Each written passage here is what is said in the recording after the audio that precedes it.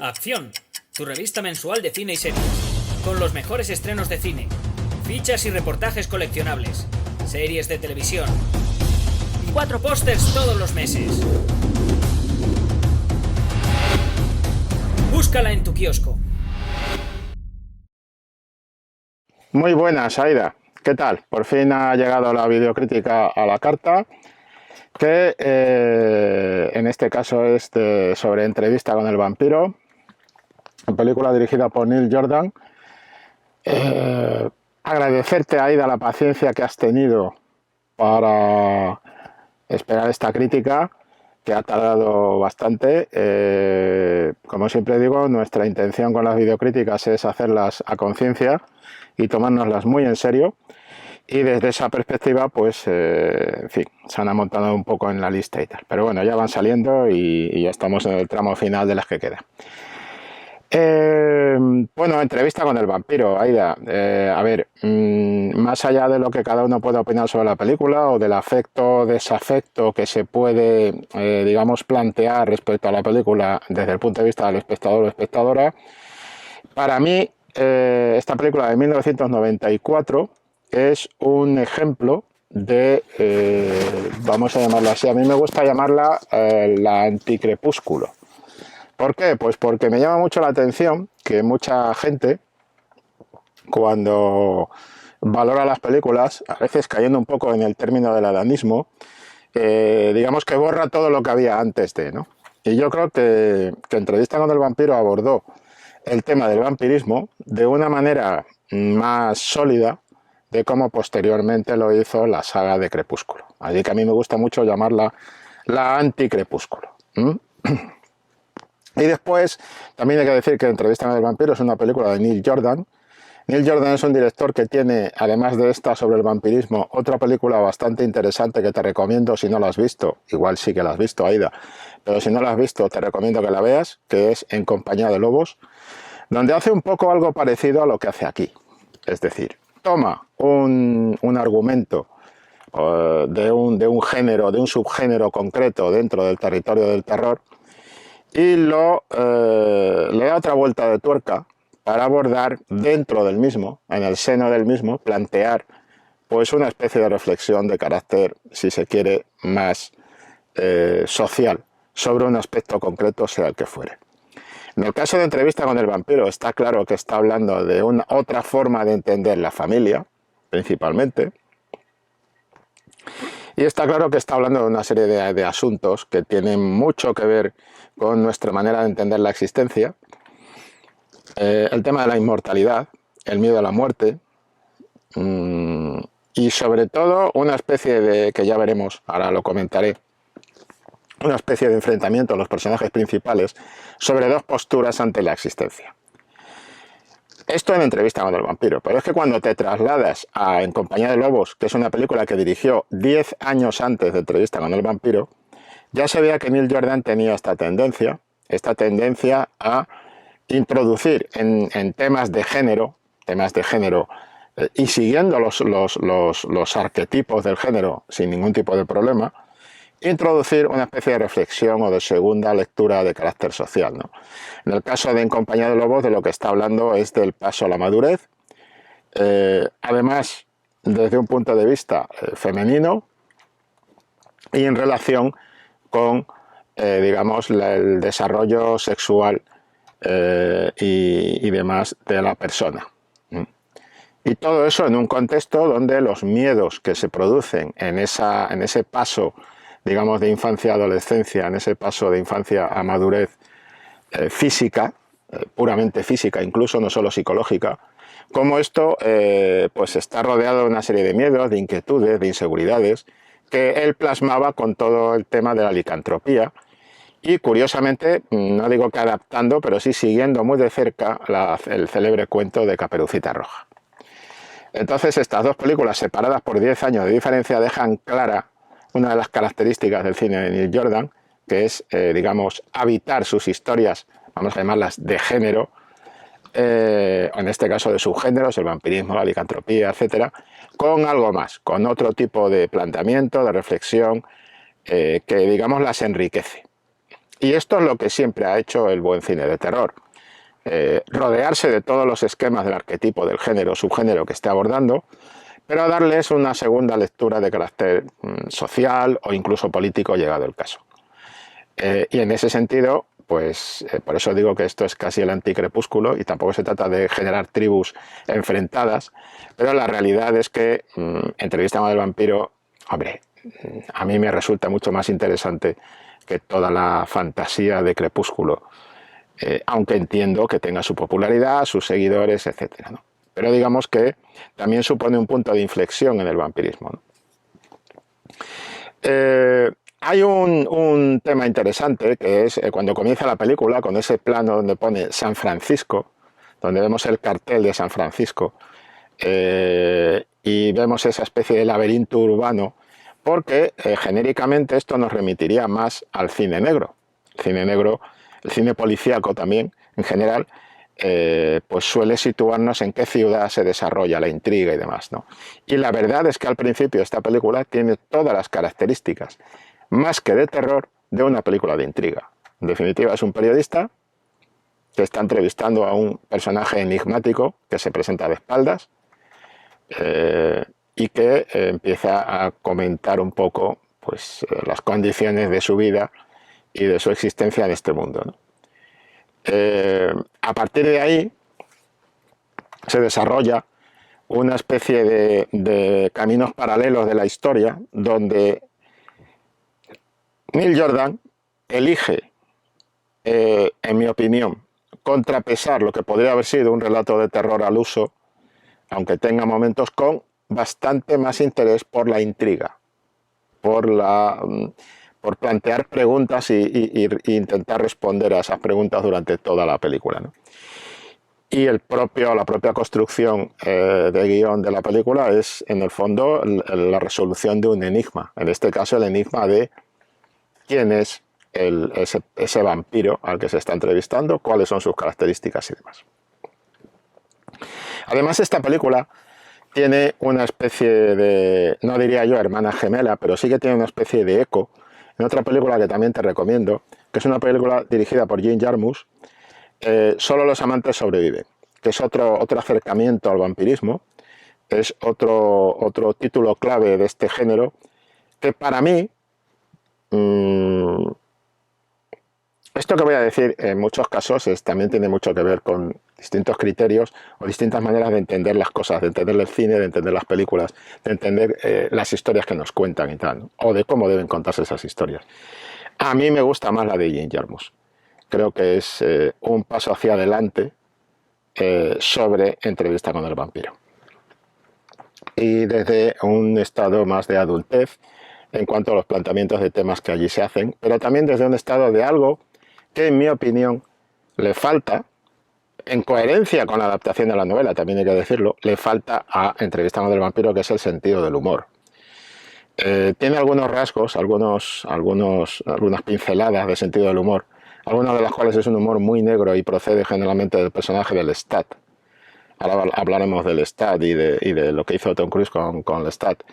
Pero digamos que a Entrevista con el vampiro le falta ese humor socarrón, ese cobrar distancia de los arquetipos del género que desarrolla Jim Jarmusch en su película Solo los amantes sobreviven, de 2013. Y te recomiendo que la veas porque es bastante curiosa. No esperes Entrevista con el vampiro, pero si te interesa la temática esta vampírica, la renovación del vampirismo en el cine, este tipo de cosas, pues me parece que la de Jim Jarmusch es fundamental, ¿no?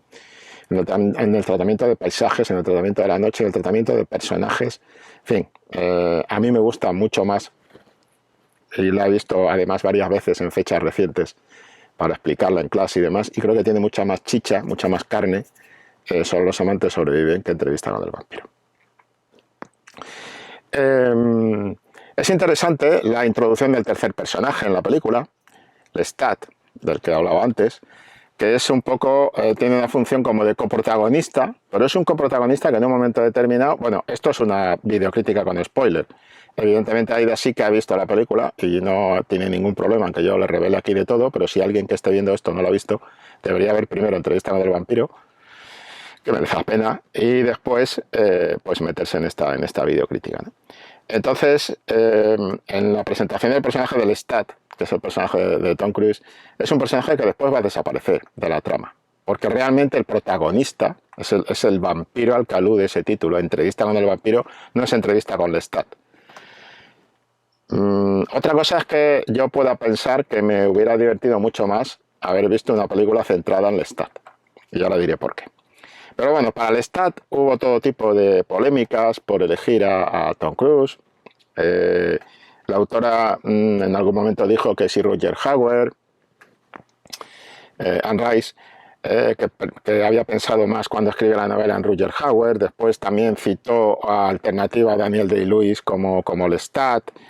Evidentemente estas son puertas, o mejor dicho, ventanas que se abren a otras variantes de esta película, que pueden ser muy interesantes. Cada una daría su propio resultado. También hay que decir que supongo que cuando Anne Rice está pensando en Roger Hauer, está pensando en el Roger Hauer que interpretó el papel del replicante de Roy Batty en Blade Runner, y desde esa premisa entiendo que estuviera pensando en Roger Hauer. Pero digamos que tanto Daniel Day-Lewis como Roger Hauer le habrían dado un aire de humor oscuro distinto al personaje y demás al que le da Tom Cruise. Tom Cruise lo hace en una clave más blockbuster, más festiva, más todos los públicos. Todos los públicos, quiero decir, no de edad, sino todos los públicos, de todo tipo de público. Y el caso de Roger Hauer, el caso y sobre todo de Daniel Day-Lewis podría haber bordado el personaje del Lestat. Pero fíjate, Aida, que yo pienso que le hubiera sentado mucho mejor a la película no tanto reforzar el personaje del Lestat, que creo que está para lo que se pretende en la película bien, correcto, sino reforzar más bien el personaje de Brad Pitt. Y ahora pues hablo un poco más de ese asunto y por qué lo veo así, ¿no? Y es interesante cómo se le introduce, porque la introducción del personaje del Lestat está hecha de una manera muy, muy de cine clásico. En ese sentido, cuando aparece el Lestat, lo que estamos viendo en Lestat es un personaje que está viendo el deterioro, la decadencia y el hundimiento del personaje de Louis, interpretado por Brad Pitt. Y el que está hablando en su monólogo, el monólogo que mantiene durante toda la película, es precisamente Louis. Pero ahí en ese momento, digamos que esa crónica de su decadencia como ser humano que está arrancando la película en monólogo con Louis, pues de repente está contrastada con ese plano que a mí me gusta bastante, que es el plano, simplemente es un escorzo de la mano del Lestat, con el puño adornado y demás, y como Louis está abajo pues en sus francachelas autodestructivas, ¿no? Y me gusta mucho ese plano, porque creo que es un plano que explica muy bien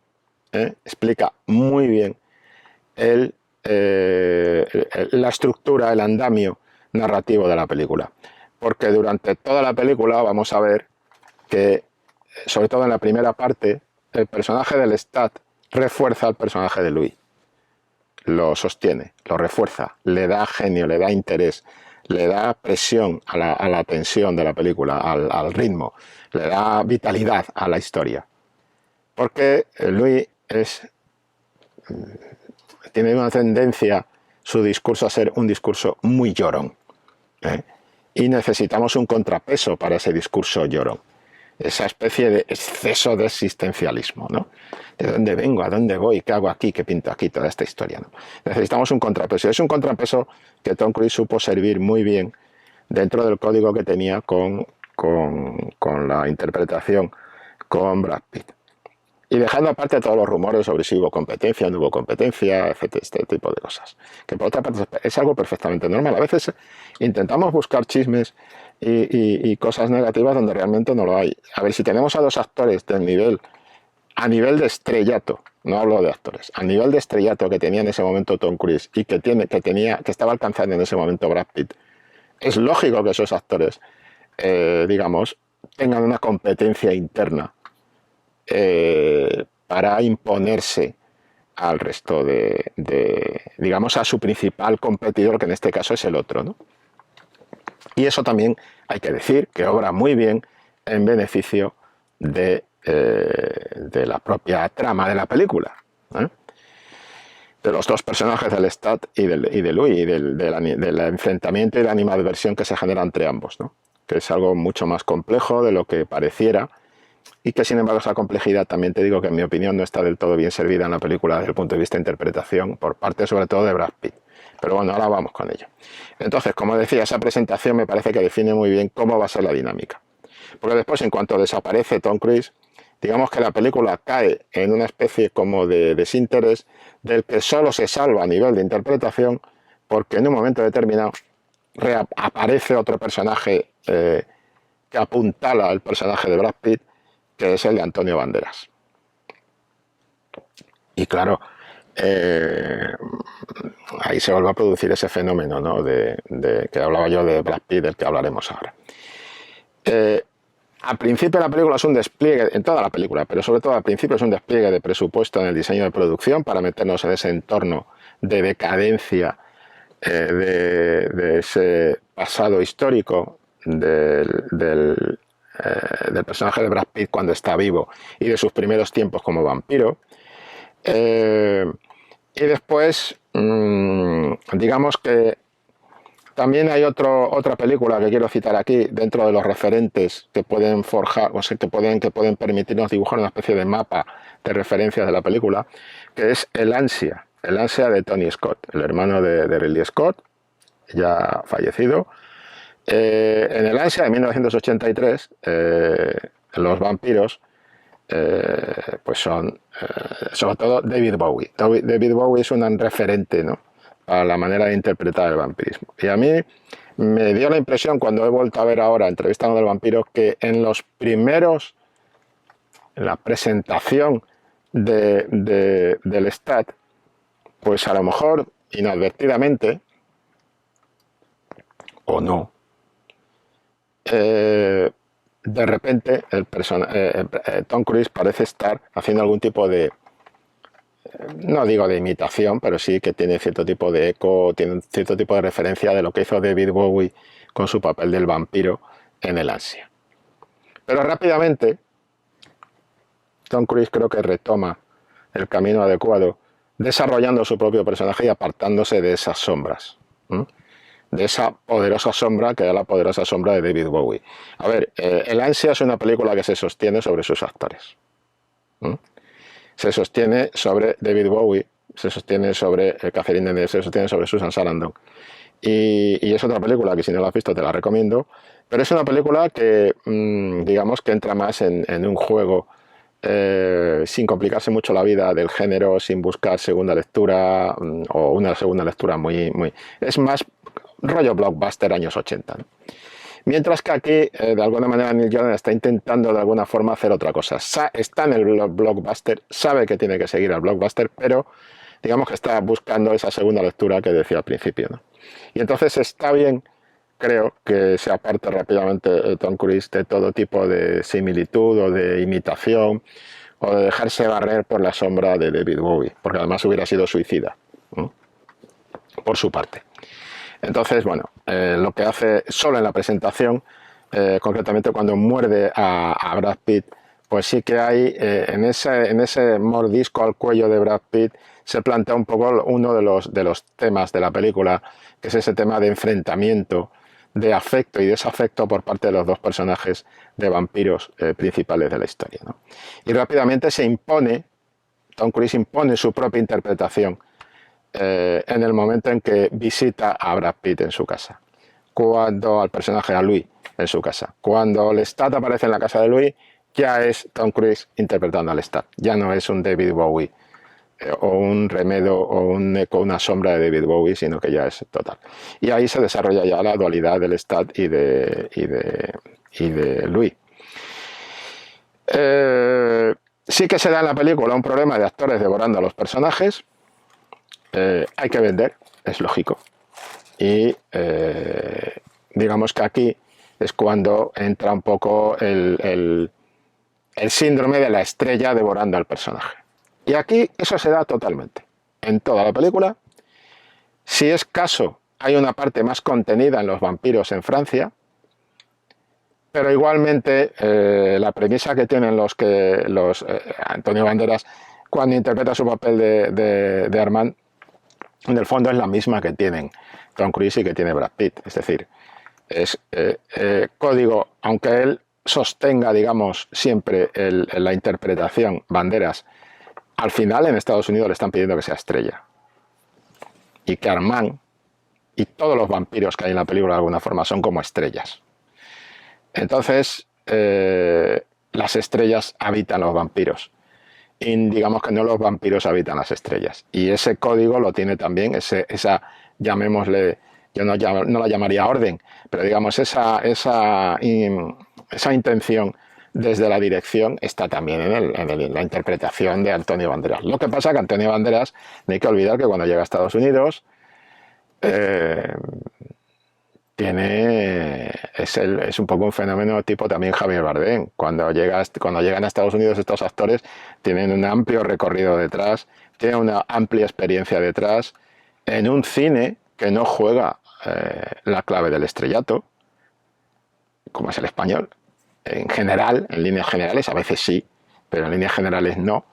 Y en personajes que han estado siempre completos, complejos, transgresores, es decir, tienen un concepto incluso de lo que es un personaje transgresor completamente distinto al que puedan tener en Estados Unidos, y llegan allí con un amplio bagaje que les permite dar unos matices y una codificación distinta a sus personajes, y ahí se produce más magia que en lo que es la interpretación habitual de actor estrella interpretando papel. Esto no pone en cuestión ni está intentando, porque si quisiera lo decía y en paz, y lo voy a decir ahora con Brad Pitt, o sea, me voy a quedar a gusto. Pero no pone en cuestión, digamos, el trabajo de los actores estadounidenses. Simplemente en esta película se advierten esos matices. Cuando entra Banderas, empieza a funcionar otro tipo de código dentro del basta repasar la película. Es decir, caramba, mírense la primera parte, donde está el duelo Brad Pitt, Tom Cruise, y mírense la segunda parte, donde está el duelo Brad Pitt, Banderas. En la segunda parte no hay duelo, y en la primera al final Tom Cruise se lleva el gato al agua. ¿Por qué? Pues porque ahí está un poco la debilidad, la fragilidad, yo no diría debilidad, fragilidad de Brad Pitt en ese momento a la hora de abordar un personaje que es tremendamente complejo y que es mucho más difícil de interpretar, en mi opinión, que los personajes de Armand y el personaje del Lestat. Esto hay que decirlo, es la realidad. Es decir, el personaje que le cae encima a Brad Pitt es un personaje, pues eso, perdido en su existencialismo, y realmente es un tipo perdido entre el mundo el código ético de los vivos y el no código de los vampiros, ¿no? Y eso es todo el motor de la película. Creo que era un reto que en aquel momento a Brad Pitt le venía un poco grande, en mi opinión. Que ahora no. Hombre, ahora ya tenemos una edad todos, ¿no? O sea, también, a ver, eso de que la experiencia es la madre de la ciencia, pues hombre, para la mayor parte de la población es así. Es decir, cuando tú tienes más experiencia, vas adquiriendo más experiencia, también vas haciendo mejor tu trabajo. Y eso nos pasa a todos, y no pasa nada, es algo perfectamente humano. Es que este concepto que tenemos de Brad Pitt ahora, el otro día, por ejemplo, leía, ¿no?, un tuit, alguien había puesto Brad Pitt, el rey del cool o algo así, no hay nada más cool en la historia del cine. Claro, empezaron a llover imágenes de Steve McQueen, por ejemplo, en cualquier película de Steve McQueen, en casi cualquier película de Steve McQueen. El problema es que no se puede totalizar y tampoco se puede satanizar. Tenemos que ir a una normalización de las cosas. Es decir, es perfectamente lógico que el Brad Pitt que estamos viendo ahora no sea el Brad Pitt del principio. Y este no es el principio, pero bueno, digamos que también estaba un poco etiquetado, ¿no? Como ese galán de la época, y creo que si ahora interpretara otra vez el papel del Lestat, le daría un aire mucho más sólido y con más referencia. Y esa especie de diferencia que advierto yo entre el nivel Tom Cruise en la película y el nivel Brad Pitt aquí sería Tom Cruise y aquí Brad Pitt, o el nivel Banderas y el nivel Brad Pitt, se reduciría, porque la experiencia, si no es la madre de la ciencia, ayuda mucho, ¿eh?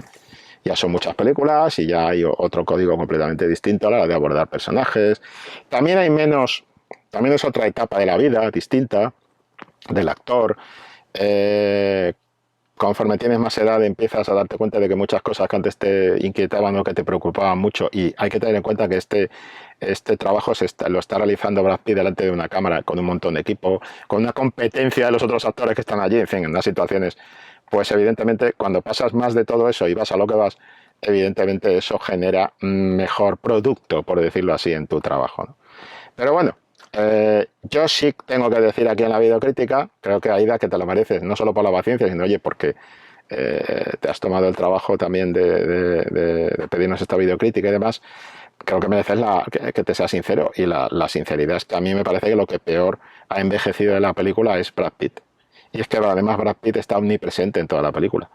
Y es por eso, es porque pienso que le viene un poco grande el personaje. Después hay una cosa que me interesa bastante, que es el plano que define la posición del espectador, que mejora y acierta en la manera de utilizar el decorado en la parte de actualidad con el plano de la habitación en la que se produce la entrevista, en la que se lleva a cabo esa entrevista. Esa habitación es una jaula, directamente es una jaula, con todos los cristales por detrás. Son dos personajes en una jaula donde lo que ocurre, esto es casi, es muy divertido, o por lo menos yo lo veo así, lo que ocurre es que en la jaula de un, vamos a decirlo así, de un jilguero, un canario o cualquier animalillo con alas de estos que se tienen domésticos en casa, encerrados, apresados, atrapados en una jaula, se ha colado un depredador, que es el vampiro. Y entonces Christian Slater hace esa función de la ave casera, de la ave doméstica, del ave encerrada en su jaula de conceptos, de intentar ser un transgresor con sus entrevistas y con ese interesarse por... En realidad, el personaje de Christian Slater es una derivada directa, no sé si has leído ahí de la novela Drácula, pero supongo que sí, si no te recomiendo que la leas, porque es así que, curiosamente, a mí me parece que no le ha pasado el tiempo por encima, creo que sigue siendo muy actual, si tú la traduces a tu actualidad. Pero en la novela Drácula está el personaje de Renfield. El personaje de Renfield es el tipo que quiere imitar a Drácula. Por eso come insectos y todo esto, ¿no? Y este Christian Slater al final se revela, este periodista urbanita y tal, se revela como absolutamente seducido por la vida del vampiro. Y lo que le está contando el personaje de Brad Pitt durante toda la película es absolutamente negativo. Pero todo lo que la experiencia de ese personaje le da como negativo,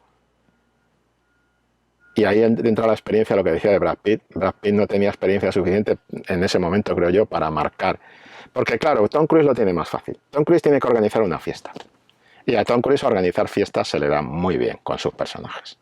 Se le da muy bien. El tío es un máquina haciendo esto. Y el Lestat es una fiesta. Entonces, lo tiene, digamos, más a mano, ¿eh? para sus principales virtudes, sus principales medios de trabajo, ¿no? Pero es que a Brad Pitt se le está pidiendo que sea un vampiro de aspecto juvenil, pero que tiene una amplia experiencia como vampiro, y lo que ha vivido como vampiro no le ha gustado nada. A pesar de eso, el personaje de Christian Slater está encantado. O sea, ha traducido todo lo que le ha contado el otro al revés. Es decir, para él todo es positivo, la vida eterna y tal. Y cree que lo que le pasa a este personaje es que es un poco llorón también, y que eso es una maravilla, andar por ahí por la vida mordiendo cuellos y tal. Entonces, la vida eterna, conocer cosas, todo este tema. Cuando Brad Pitt le habla del último amanecer que vio y demás, a él eso no le afecta. A él le da igual. Amaneceres, ¿quién los quiere? ¿Quién los necesita? En fin, entonces ese personaje del ave doméstica, en cuya jaula de cabeza, se ha colado un depredador, está perfectamente, me parece, materializado en esa localización, ese decorado del lugar, de la habitación donde se está produciendo la entrevista, ¿no? Y eso me parece muy bien, porque creo que nos mete, como vuelve a pasar cuando los personajes van a París, como vuelve a pasar cuando llegan a París y ven el circo, el teatro de los vampiros, ese punto de vista que tenemos desde arriba, que es un punto de vista que a mí siempre me recuerda, no tanto por la angulación de cámara o la composición y demás, pero bueno, por la composición sí que me lo recuerda más, pues la entrada en el gabinete del doctor Caligari, el clásico del cine de terror de Robert Wiene, el clásico del expresionismo. Cómo entramos en esa tienda del doctor Caligari a conocer al sonámbulo. Y a mí siempre me recuerda mucho como ese punto de vista, ¿no? Entonces, creo que siempre ese punto de vista de Jaula, el posicionamiento del espectador dentro de la película me parece que es muy curioso, ¿no? Porque además Slater es un poco, en su figura como Renfield, como ya en cierto modo era Drácula, es un testaferro, es un espejo del espectador dentro de la película. En el sentido de cómo nos sentimos seducidos por esa especie de truculenta vida del vampiro y demás. El final del primer acto es el incendio de la mansión, más o menos a la media hora de película. Es una película que en esto es bastante ordenada, primer acto, segundo acto, tercer acto. Y creo que, como decía antes, Entrevista del vampiro ha envejecido regular. Regular. Hoy el discurso de la culpa de Louis se hace más cansino y menos interesante. Yo creo que en parte por el trabajo del actor. Y, por ejemplo, ha envejecido mucho mejor y es finalmente mejor película Drácula de Coppola, de 1992, y por el propio trabajo de los actores dentro de la película, y sin duda superada por Solo los amantes sobreviven de Jim Jarmusch, ¿no? Y después llega Claudia. Y cuando llega el personaje de Claudia, digamos que a Brad Pitt se le multiplican los problemas. Porque si ya tenía enfrente a Tom Cruise de fiesta, o sea, en su salsa, de repente llega Claudia, que es un punto de giro, que lo cambia todo, que es un personaje que está en los dos pivotes narrativos del andamio de argumento de la película. Está cuando llega en el primer acto, lo cambia todo, y cuando desaparece cambia todo y da lugar ya a lo que es el desenlace, el cierre de ese paso al tercer acto, ¿no? Y entonces dinamiza la película de manera brutal. Lo que hizo Kirsten Dunst con este personaje, con la edad que tenía en ese momento, rodeada de estrellas. A ver, tampoco hay que he dicho que hay que normalizar siempre. Evidentemente Kirsten Dunst es una actriz de gran talento ya en esa época. Pero por 2 segundos Aida hace el ejercicio de ponerte en la cabeza de esa niña, rodeada de superestrellas por todas partes, con un aparataje de producción que en aquel momento, en el momento en que se rueda la película, un aparataje de producción importante, decorados, vestuarios, tal, con una historia donde tu personaje es, quiero decir, y ahí está ella está como, es que esa Kirsten Dunst es plenamente madura, hace el trabajo que no llega a completar, en mi opinión, Brad Pitt, que es el trabajo de que hay un momento en que esa niña vampira ya no es una niña de cabeza, es una adolescente, después era una mujer, y curiosamente esa niña actriz es capaz de reproducir ese arco con más solidez y con más madurez de lo que reproduce el personaje el paso del tiempo en el personaje de Louis de Brad Pitt. Y claro, por eso digo que a Brad Pitt se le multiplican los problemas, porque si tenía poco con el fiestero Tom Cruise, pues ahora resulta que le viene pues Claudia, que en teoría era, pues quizá como reparto, el punto más. También hubo un casting exhaustivo para coger a alguien competente, ¿no? Pero digamos que por edad y demás, pues era aquella en la que podía encontrar a lo mejor una opción de ser, por decirlo así, el Obi-Wan Kenobi de Anakin Skywalker, por decirlo así, ¿no? Es decir, podía ser el maestro o podía ser no no, a los 10 minutos eso salta por los aires y Claudia se lo está comiendo por las patas.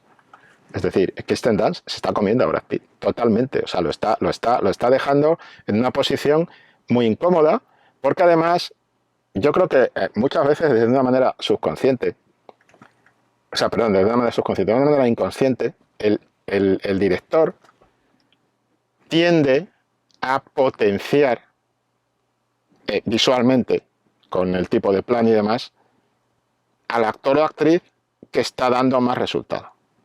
Es una tendencia humana, es una tendencia natural, no es una tendencia recomendable para el equilibrio de la película a lo mejor en general, pero también es una tendencia que es la que da grandes momentos en el cine.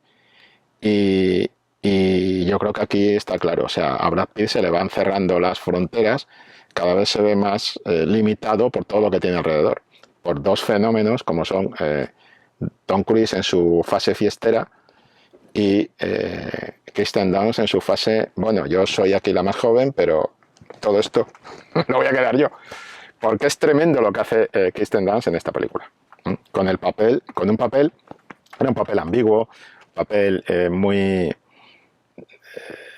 con un cierto punto lolita que podría haber distraído al espectador por un camino que no toca, porque no va por ahí la cosa, un papel que tiene que ser una reflexión también existencial, muy cercana a la que hace el personaje de Louis, y no hay que olvidar que estos personajes son vampiros, no son Humber, no son el personaje de Nabokov. Entonces, aquí se está hablando de otra cosa, y creo que hay que saltar un poco por encima de las etiquetas fáciles. El fenómeno de Lolita que se podría haber producido en la película, creo que Neil Jordan y Kirsten Dunst se lo saltan y dicen, no, vamos a otra cosa, esto estamos contando otra historia. Y lo que estamos contando en el caso de Claudia es esa imposibilidad o ese enfrentamiento con el paso del tiempo, ese enfrentamiento con la muerte, ese enfrentamiento con querer ser lo que no. Está hablando del tema de la madurez, de la angustia de la madurez dentro del personaje de Claudia, y eso es lo verdaderamente interesante. Y eso está alejando el tema, en mi opinión, del tema Lolita. Entonces, la química esa es otra, claro, encima, digamos que está allí Brad Pitt y de repente resulta que la química, las secuencias más potentes, las secuencias más interesantes se empiezan a producir con la química que quizá habría tenido su personaje y él mismo como actor con Kirsten Dunst y con Claudia, pues resulta que esa química donde se está produciendo como una auténtica dinamo de toda la historia es entre Tom Cruise, el personaje del Lestat, y el personaje de Claudia que interpreta a Kirsten Dunst. Y saltan chispas entre Kirsten Dunst y Tom Cruise. Y claro, eso deja a Brad Pitt en una posición mucho más frágil, mucho más vulnerable y mucho más difícil de defender dentro del contexto de la tremenda competencia que se produce dentro de este reparto, ¿no? De manera lógica y creo que nutritiva para la película.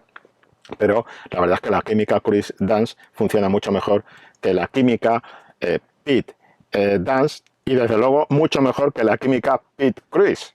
Es decir, así que de alguna manera cuando llega Kirsten Dunst a la historia, el que crece es el personaje de Tom Cruise, o sea, el personaje del Lestat. El que se nutre de esa llegada es el personaje del Lestat. Porque además se produce un conflicto, también argumentalmente tiene la ventaja de que van a estar completamente enfrentados, ¿no? Y hay una historia muy interesante ahí, que la película no llega a desarrollar del todo, pero que es muy interesante porque los afectos de Lestat, perdón, los afectos de Louis cansan un poco, pero los desafectos del Lestat esconden los afectos del Lestat por la cría.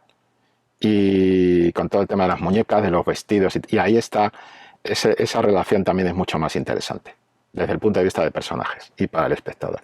Y ahí es donde la película pues vuelve a crecer y no crece por el camino que tenía que crecer, que es el de Louis, ¿no? Que es el que está contando la historia. Al final, a lo mejor también eso es una estrategia, ¿eh? De decir, bueno, sí, la historia la cuenta en un monólogo el personaje de Louis, pero en realidad es la historia de todos los personajes que le rodean y que ha ido conociendo a lo largo de su vida. Eso podría ser otra interpretación, pero bueno, Pitt no lo tiene nada fácil. Neil Jordan deja clara su preferencia por Dunst en los planos, sobre él en la escena de yo nunca jamás creceré, en ese momento concreto de la frase de Claudia.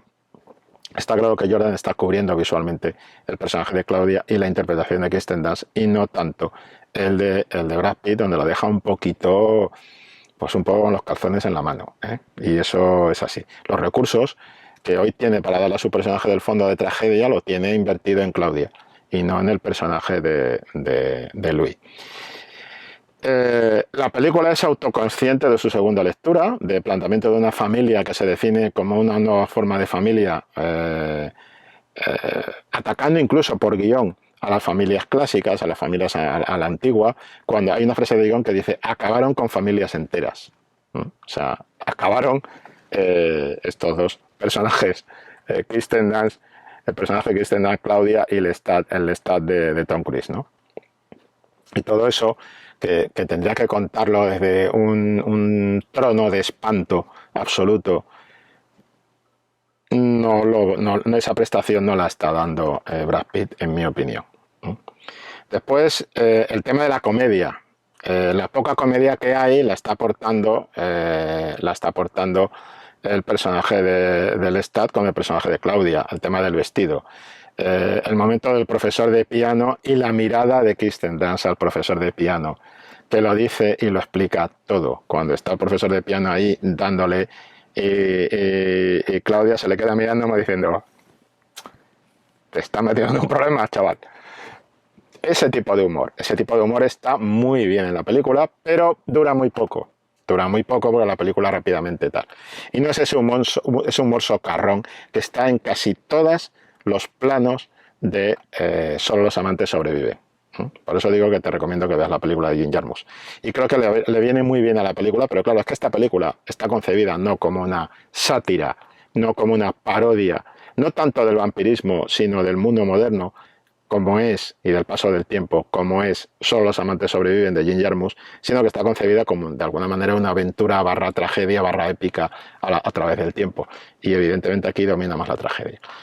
El asunto se pone aún peor para Pitt cuando aparecen otros dos pesos pesados que de repente vuelven a quedarse con todo el territorio.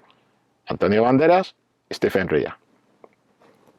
Stephen Rea con un personaje absolutamente siniestro, pero absolutamente siniestro, jugando esa clave como de mimo al principio cuando se lo encuentra, ya se come ahí completamente en esa especie de túnel, se come completamente al protagonista, a Brad Pitt, y después llega Antonio Banderas y ya ahí se acabó. Porque claro, encima Antonio Banderas tiene detrás de él la interesante opción de que refresca ese tema de enfrentamiento y dualidad que tenía Brad Pitt con Tom Cruise en la primera parte. Y en la segunda parte de la película eso pasa a otro tipo de vinculación, de relación que se establece entre esos personajes.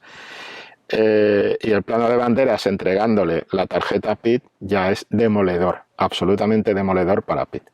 Lo siento, pero es así. Hay tres momentos interesantes, un detalle, una pincelada, un apunte, el papel del fuego como elemento, la mansión, el barrio en la muerte del Lestat, cómo se quema todo el barrio, y tras el final de Claudia, el incendio del teatro de los vampiros. O sea, el fuego tiene ese papel protagonista que creo que va con la propia historia de extinguir y renovar, quemar para renacer, este tipo de movidas. En mi plano favorito es uno con toque clásico, que juega con el concepto de fundido encadenado, pasando los dibujos y siguiendo el movimiento de cámara. Digo que es mi plano favorito, no digo que sea el mejor plano de la película, digo que es el mío. Cuando se están viendo los dibujos y va siguiendo el movimiento de la cámara, llevándonos hasta el plano de Brad Pitt en la actualidad. Creo que eso define bien el ritmo y la manera fluida en que el montaje intenta mostrar cómo ha sido la vida de Louis, atravesando siglos, ¿no? Y maneja el paso del tiempo hacia el pasado y hacia el presente en el relato de una manera muy eficaz. Y es un plano muy clásico, llevado de una manera muy fluida con el propio argumento de la película y con la propia naturaleza del protagonista. En París la película cobra otra velocidad, otro tono, vuelve a renacer. A mí me interesa más la parte de París, a pesar de la fiesta de Tom Cruise, ¿vale? Y de lo divertido que es verle intentando colocarle vestidos y comprando muñecas con Claudia. Pero creo que en París la película cobra otra velocidad porque entra en su fase de madurez, ¿no? Otro tono. Y además Jordan me parece que está como director más sólido y más cómodo visualmente en esa segunda parte de la historia. En la primera le veo más, no diría que abrumado, pero sí más obligado de alguna manera a recrear el paisaje de la ciudad, de ese mundo que se extingue para Brad Pitt cuando era humano y todo esto, el paisaje de las plantaciones y todo esto en gran plano general, estas cosas. Y creo que hay más trabajo de relación más próxima, más intimista, de planos más cerrados en la parte de París, más allá de la entrada en París, que es el baile este y tal, pero ahí ya se despediría de eso y entra en un territorio que creo que a Neil Jordan le hace sentir más cómodo. Las imágenes más inquietantes van a estar en la representación del teatro de los vampiros, esa bajada por las escaleras de banderas con los otros dos detrás y todo cómo se revela ese mundo absoluto del subterráneo de París como el mundo de los vampiros. Me parece que eso supera todo lo que hemos visto en la película hasta ese momento. Después tenemos el tema del doble y del espejo, el juego de Chaplin en el espejo en el encuentro con Ria, con Stephen Ria, lo que decía del mimo, cuando Stephen Ria imita a los movimientos del personaje de Brad Pitt. Y como digo, mi plano favorito es ese del paso del tiempo y mi escena favorita es la representación teatral y la bajada, esa bajada que he dicho al mundo de los vampiros, al subterráneo, la bajada a las catacumbas, que es donde se va a resolver, digamos, toda esa historia de Claudia, del tema de la decisión de Brad Pitt, etcétera, ¿no? Y ese Armand, que es el vampiro más viejo del mundo, que queda revelado en esa bajada a las catacumbas de 400 años, y que me interesa mucho, porque uno pensaría, ahora aparece Armand, y es el gran antagonista. El Lestat era un tipo que caía más o menos bien a ratos, aunque tenía su peligro, pero digamos que el gran antagonista va a ser este y tal. Y resulta que lo que muestra este antagonista es una gran fragilidad ética desde el punto de vista de que deja que se abrasen todos los vampiros. Le da igual, es decir, es un señor que parece ser que a lo largo del tiempo solo ha podido acumular cobardía para significarse, para dar un paso adelante y para liderar. O sea, es un líder un tanto flojo, asentado sobre su, vamos a llamarlo así, matón, que es el personaje de Stephen Ria, ¿no? Pero es un líder que se inhibe, que no quiere saber nada, ¿no? Y eso también me parece interesante, cómo definen ese personaje y cómo lo redefine también o lo matiza la interpretación de Antonio Banderas, que evidentemente también hay que decir que me parece que es también un personaje más complejo que el que tiene que el que tiene el Lestat, que el que tiene Tom Cruise como Lestat, ¿no? Porque el Lestat es fundamentalmente, los dos son unos egoístas, pero el nivel de egoísmo, el egoísmo vitalista del Lestat le permite a Tom Cruise montar la fiesta, mientras que a Banderas el nivel de egoísmo, vamos a llamarle egoísmo cobarde, de sobrevivir a toda costa, que también está en ese plano cuando se está quemando todo tal y aparece el carro, o sea, aparece esta especie de diligencia, este chisme, este vehículo, y le dice a Brad Pitt que se suba con él y se van. Es esa idea de sobrevivir, pase lo que pase, sobrevivir siempre, sobrevivir sobre cualquier tipo de catástrofe, sobre cualquier tipo de época, escurriendo literalmente el bulto. Y eso es un tipo de egoísmo más complejo, más difícil de trabajar, de vender también como actor.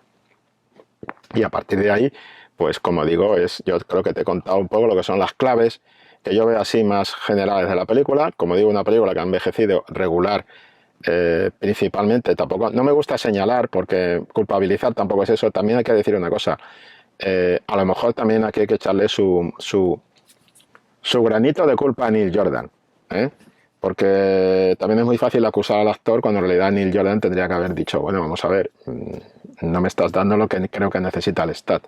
O a lo mejor es Neil Jordan el que le dice, oye, fenómeno, o sea, tira por ahí que vamos en moto. Pero el problema es que a Brad Pitt me le hace unos planos, mira, estoy repasando fotos ahora ya para terminar la videocrítica. Estoy viendo un plano con Lestat, el plano de enfoque y desenfoque. Cuando Neil Jordan les mete el enfoque y desenfoque y enfoca a Brad Pitt con esa mirada, con esos puntos de luz por fotografía, la fotografía está bastante curiosa, bastante bien. Esos puntos de luz en los ojos de fotografía, tenemos a Brad Pitt, es un Brad Pitt estatuario en toda la película. Y no es una estatua su personaje. Su personaje es un ser muy activo. No es una estatua.